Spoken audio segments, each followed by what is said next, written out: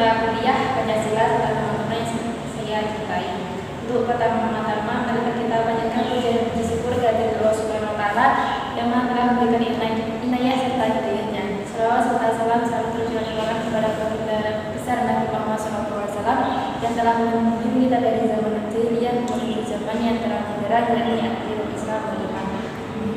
Untuk kali ini kita akan mempresentasikan tentang demokrasi Indonesia. Materi pertama dari Novia, materi kedua dari saya, dan yang ketiga dari Mbak Nadia, dan yang terakhir materi dari Mbak Rina. Untuk materi pertama, Mbak Novia, waktu dan tempat saya persilakan.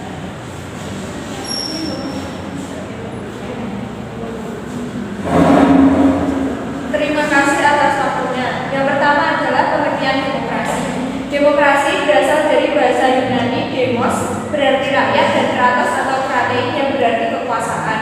Konsep demokrasi berarti rakyat berkuasa. Secara istilah demokrasi diartikan sebagai pemerintahan atau kekuasaan dari rakyat dan untuk rakyat.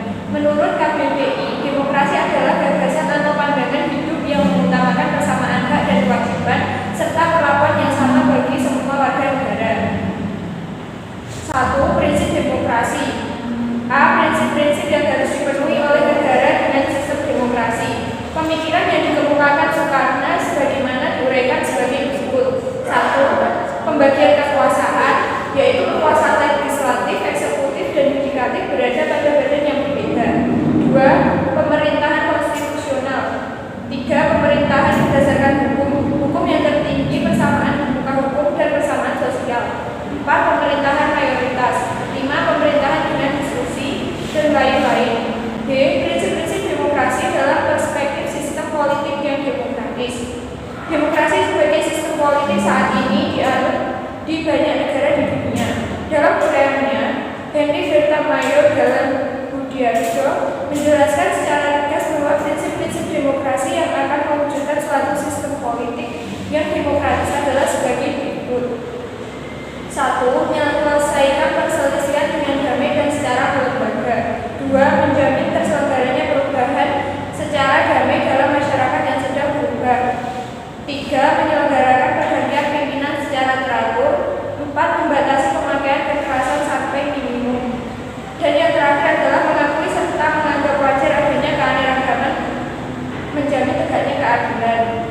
2. Proses demokrasi di Indonesia. Yang pertama, pada periode 1945 sampai 1959 diterapkan demokrasi parlementer. Periode 1959 sampai 1965 demokrasi terpimpin. Periode 1965 sampai 1998 diterapkan demokrasi Pancasila, dan 1998 sampai sekarang diterapkan demokrasi Pancasila periode reformasi. Selanjutnya saya serahkan ke pemateri kedua. Terima kasih atas presentasinya. Saya akan melanjutkan dari proses demokrasi di Indonesia. Yang pertama, demokrasi parlementer pada tahun 1945 sampai 1969. Pada periode ini terjadi dua kali pergantian undang-undang dasar, yaitu yang pertama pergantian Undang-Undang Dasar 1945 dengan Konstitusi RIS pada rentang waktu 27 Desember 1949 sampai dengan 17 Agustus 1950. Dalam rentang waktu ini, bentuk negara Indonesia berubah dari kesatuan menjadi serikat. Sistem pemerintahan berubah dari presidensil menjadi kuasi parlementer. Dan yang kedua, pergantian Konstitusi RIS dengan Undang-Undang Dasar Semester atau UUDS pada tahun 1960 pada rentang waktu 17 Agustus 1960 sampai dengan 5 Juli 1949. Periode pemerintahan ini bentuk negara kembali berubah menjadi negara kesatuan. Sistem pemerintahan menganut sistem parlementer. Keterangan, masa demokrasi parlementer adalah masa kejayaan demokrasi di Indonesia karena diperlukan semua elemen demokrasi dapat ditemukan dalam kehidupan politik di Indonesia. Untuk yang kedua, demokrasi terpimpin pada tahun 1959 sampai dengan 1965. Pengertian demokrasi terpimpin pada sila keempat Pancasila, yaitu dipimpin oleh hikmat kebijaksanaan dalam permusyawaratan atau perwakilan. Akan tetapi presidensi masyarakat terpimpin dengan makna pemimpin terletak tangan pemimpin besar revolusi.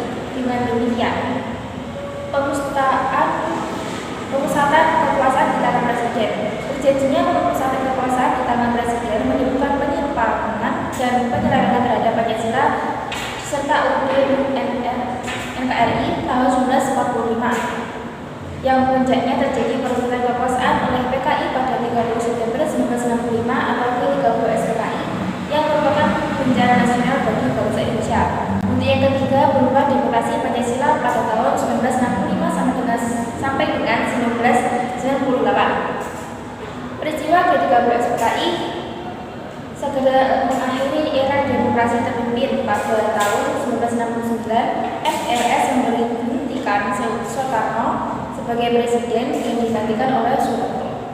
Indonesia memasuki era baru yang disebut sebagai demokrasi Pancasila.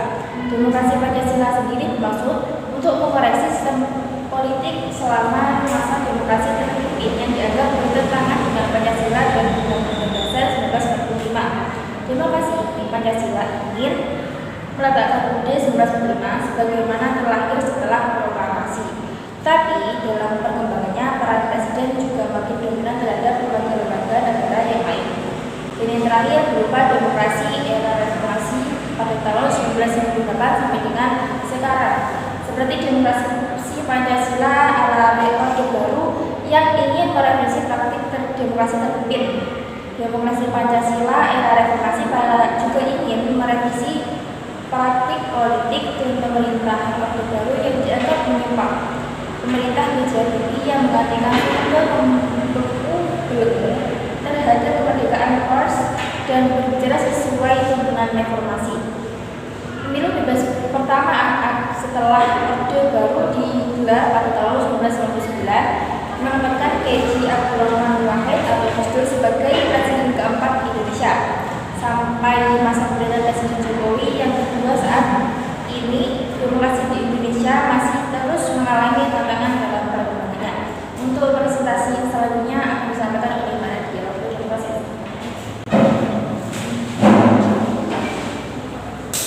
Baik, di sini saya akan melanjutkan presentasi materi dari Mbak Naila. Yang ketiga yaitu pendidikan demokrasi. Yang pertama, konsep dan hakikat pendidikan demokrasi. Pendidikan demokrasi menurut Wina Putra dan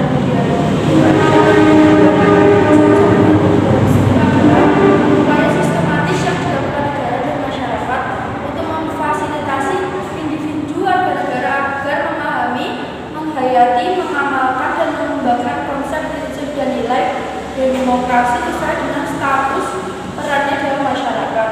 Di negara kita, pendidikan kewarganegaraan adalah wahana perbaikan demokrasi. Yang kedua, visi dan misi pendidikan demokrasi. Visi pendidikan demokrasi adalah sebagai wahana substansif, pedagogis, dan sosio-kultural untuk membangun cita-cita, nilai, konsep, prinsip, sikap, dan keterampilan demokrasi dalam diri warga negara melalui pengalaman hidup dan berkehidupan demokrasi dalam berbagai konteks. Berdasarkan pada visi tersebut, dapat dirumuskan bahwa misi pendidikan demokrasi menurut Wina Putra 2001, Wina Putra dan Budimansyah 2007.2.2019 adalah sebagai berikut. A. Memfasilitasi warga negara untuk mendapatkan berbagai akses dan menggunakan secara cerdas berbagai sumber informasi tentang demokrasi dalam teori, praktek untuk berbagai kualitas kehidupan sehingga ia memiliki wawasan yang luas dalam memadai. B. Memfasilitasi warga negara untuk dapat melakukan kajian konseptual dan operasional secara cermat dan bertanggung jawab. Instrumental dan praktis demokrasi guna mendapatkan keyakinan dalam melakukan pengambilan keputusan individual dan atau kelompok dalam kehidupan sehari-hari serta berargumentasi atas keputusannya itu. C.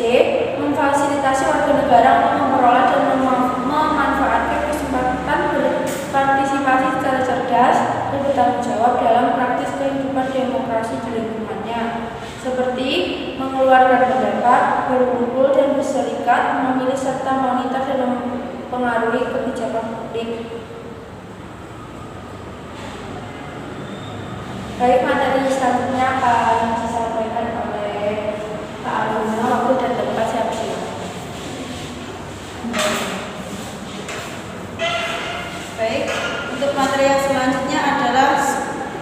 school-based democracy education, agar masyarakat memahami dan menghargai hak dan tanggung jawab mereka sebagai warga negara yang demokratis, maka masyarakat harus mendapatkan pendidikan yang baik.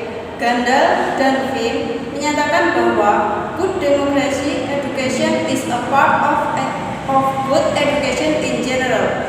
Maksudnya adalah bahwa pendidikan demokrasi yang baik adalah bagian dari pendidikan yang baik secara umum. Selanjutnya, civic culture dalam pendidikan demokrasi. Konsep civic culture terkait erat pada perkembangan demokratik civil society atau masyarakat madani yang mempersyaratkan warganya untuk melakukan proses individualisasi. Dalam pengertian, setiap orang harus belajar bagaimana melihat dirinya dan orang lain sebagai individu yang merdeka dan sama, tidak lagi terikat oleh atribut-atribut khusus dalam konteks etnis, agama, atau kelas dalam masyarakat. Secara spesifik, civic culture merupakan budaya yang menopang kewarganegaraan yang berisikan a set of ideas that can be embodied effectively in cultural representation for the purpose of shaping civic identities, atau seperangkat ide-ide yang dapat diwujudkan secara efektif dalam representasi kebudayaan untuk tujuan pembentukan identitas warga negara. Baik, selanjutnya akan saya serahkan kembali ke moderator. Ya, terima kasih atas segala presentasinya. Sekian dari kelompok kami. Apabila ada salah kata atau salah ucapan yang kami sampaikan, mohon maaf yang sebesar-besarnya. Wabillahi taufiq wal